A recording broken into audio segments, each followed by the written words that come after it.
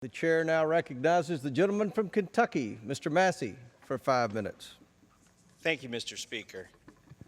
Here we are, 4 legislative days after passing a $1.3 trillion omnibus bill. It's going to blow the deficit through the roof. And what are we going to do today?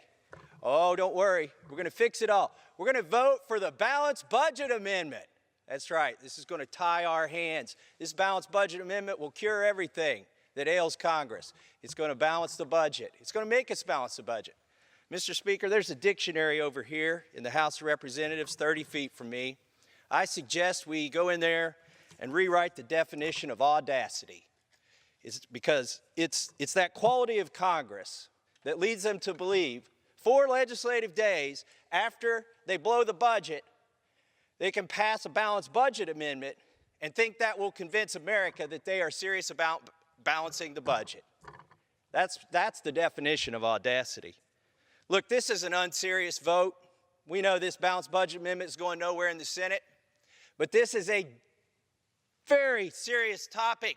This is the Constitution we're talking about amending.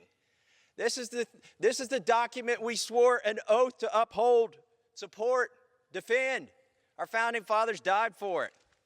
What's wrong with this balanced budget amendment? Well, first of all, let me tell you, it's got a loophole you could drive a truck through.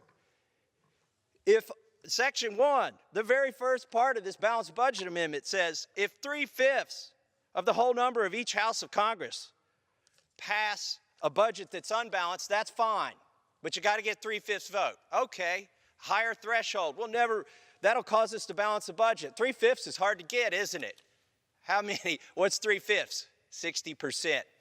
How many members of Congress voted for that omnibus bill 4 legislative days ago? 60.5% in the House. How many in the Senate? More than that. This balanced budget amendment wouldn't have stopped the omnibus bill. There's something worse in this balanced budget amendment. Any year that we're at war, it does not apply. Let's think about that. The first day of Congress, we elect the Speaker. We're going to elect a new one this time. We elect the Speaker. We adopt the rules. The third order of business will be declare war so we don't have to follow the balanced budget amendment. That's a loophole right there, but it's a dangerous one. Some people say, well, at least we'll start declaring wars. We haven't declared a war since World War II. Maybe it'll get Congress to do its job, its constitutional duty. Well, I don't think so. We've been at war in Afghanistan for 17 years, and this article in the Balanced Budget Amendment says, well, you don't have to be at war as long as there's a conflict with our national security at stake. You can forget the Balanced Budget Amendment. What does that mean? For the last 17 years, this Balanced Budget Amendment wouldn't apply to the war in Afghanistan or Iraq, where we have racked up trillions of dollars of debt. The Balanced Budget Amendment would do nothing to stop that.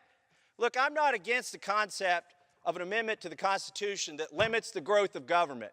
This government is so much bigger than it was when our founders started this country, and for many years thereafter. But that's not what this balanced budget amendment does. It's not carefully crafted. The thought that our founders put into the Constitution has not been put into this document. It's not even been debated in a committee. Yet today we're going to vote on it. How ridiculous is that? So here's what I think we need to do. Instead of having a balanced budget amendment that encourages you to go to war, that's toothless, that encourages you to raise taxes instead of cut spending, we need a balanced budget amendment that somehow limits the growth of government. Or frankly, what we need are people here who are serious about balancing the budget, not another document, not an unserious proposal. So I would just say this. I know this is a popular concept to have a balanced budget amendment. I'm not going to urge a yes vote or a no vote or a present vote. I'm going to vote no because it's an unserious approach to a serious topic. And it should be called the CYA, not the BBA. But I just want my colleagues to think deeply and long about this amendment. Please read it. Please read it before you vote on it. It's right here. It's only 3 pages. Please read it. Think deeply before you cast your vote to alter this sacred document. Thank you. I yield back the balance of my time. Gentleman yields back.